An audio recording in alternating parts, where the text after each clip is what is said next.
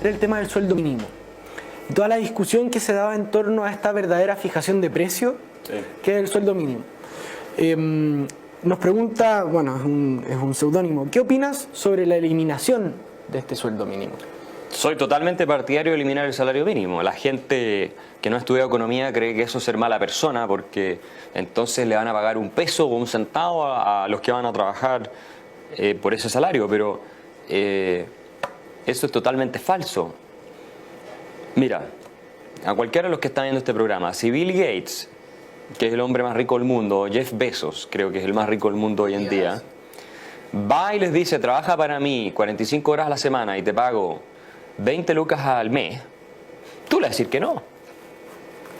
Por mucho poder económico que tenga y por mucha plata que tenga, tú le puedes decir que no. ¿Por qué? Porque tú sabes que tu valor de mercado es otro. Tú puedes ir a otro lado y te van a contratar por mucho más. ¿Eso a qué se debe? Al mercado, que lo que paga es el capital humano y la productividad que tú tienes. El ingreso es una función de la productividad de las personas. Entonces, ¿qué ocurre? Si tú fijas un salario mínimo a un determinado nivel, hagamos un ejemplo exagerado, pero al principio se aplica igual. Suponte que tú pones un salario mínimo de 1 millón de pesos. La gente te va a decir, no, pero es que nadie está diciendo eso.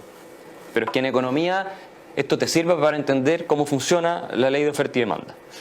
Si tú pones un salario mínimo de 1 millón de pesos, ¿por qué vas a tener un desempleo gigante? Todo el mundo dice, sí, ahí va a quedar un desempleo gigante. ¿Pero por qué? ¿Porque los empresarios son malos y no quieren pagar 1 millón de pesos? No es por eso. Es porque hay un porcentaje importante en la fuerza del trabajo cuya productividad no da para que el empleador le pague 1 millón de pesos.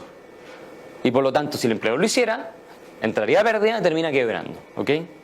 Y la función del empleador y de toda empresa, obviamente, es ser eficiente con los recursos que tiene. ¿Ok?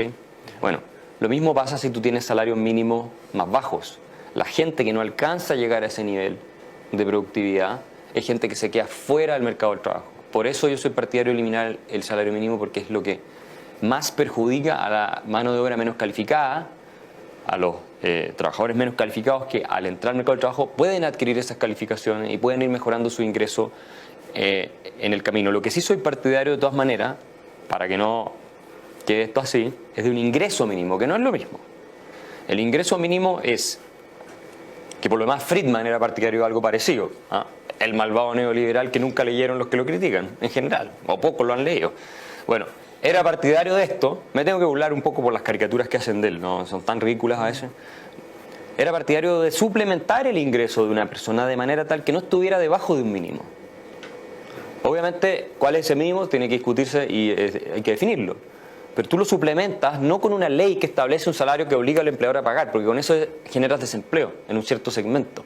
No, tú lo suplementas con transferencias del erario público, ¿no es cierto? Los impuestos que pagamos todos, de manera tal que si una persona gana muy poca plata, de manera progresiva tú le vas contribuyendo, ¿cierto?, para que gane más y llegue a un mínimo, sin desincentivar al mismo tiempo su espíritu emprendedor y sus ganas de salir adelante y su necesidad de trabajar, que es algo también muy importante para una sociedad que funciona. Y ahí ese ingreso mínimo, ¿se trata de un consenso que tiene que llegar a nivel político? ¿Es un consenso técnico? ¿Es de los dos?